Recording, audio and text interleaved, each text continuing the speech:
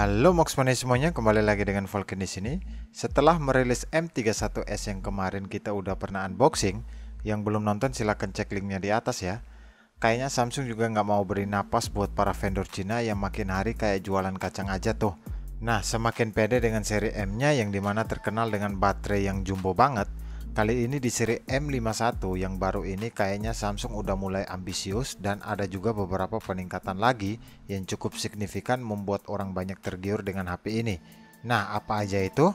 Dilihat dari desainnya dulu, untuk desain dari bodi belakangnya ini masih mainstream banget dan polos-polos aja gitu.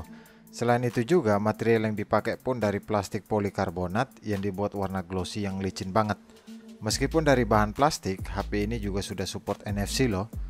Oh ya, untuk warnanya ini terdapat dua varian yaitu Celestial Black dan Electric Blue. Untuk desain dari housing kameranya pun seperti di copy paste dari seri M31S yang dibuat mengotak. Tapi menurut saya itu sebagai trade-off yang bisa diterima. Dan untuk tampilan di sisi kanan HP terdapat tombol volume dan fingerprint yang dibuat menyatu dengan tombol power. Di bagian kirinya hanya terdapat SIM tray yang udah triple slot. Sedangkan di bagian bawah HP ada USB Type-C, lubang speaker, dan masih ada jack audio 3,5 mm. Meskipun desain belakangnya nggak begitu menarik, tapi sektor inilah Samsung memang jagonya. Desain dari depan M51 ini memang menawan dan menjadi salah satu value yang bisa dipertimbangkan.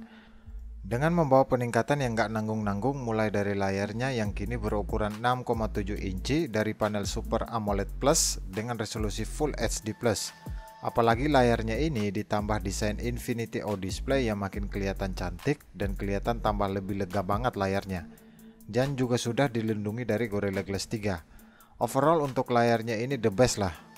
Soal dapur pacunya, meski di seri M lainnya yang memakai chipset Samsung sendiri yaitu Exynos, tapi di M51 ini memakai chipset dari Snapdragon 730G dengan GPU Adreno 618. Boleh saya bilang inilah seri M yang paling tercepat dan paling smooth untuk urusan gaming dan multitasking.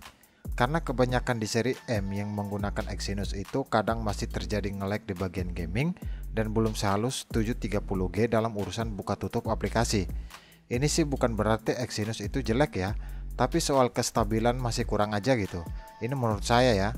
Dan selain itu, untuk menunjang kebutuhan sehari-hari, Samsung juga memberikan beberapa varian memori yaitu ada RAM 6GB internal 128 dan RAM 8GB internal 128 yang bisa ditambahin pakai micro SD up to 512GB. Dan untuk urusan kameranya sendiri, di M51 ini membawa setup kuat kamera yang masing-masing berukuran 64MP lensa utama, 12MP lensa ultrawide, 5MP lensa makro, dan 5MP lensa bokeh.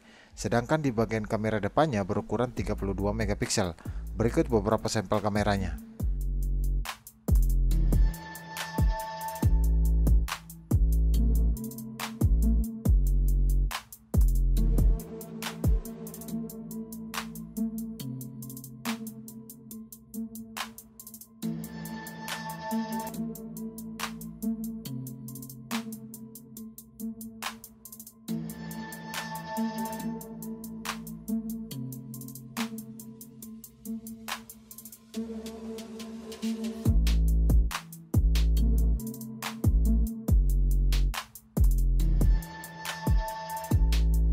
Dan yang menjadi nilai jual dari seri M yang selama ini orang tahu yaitu baterainya.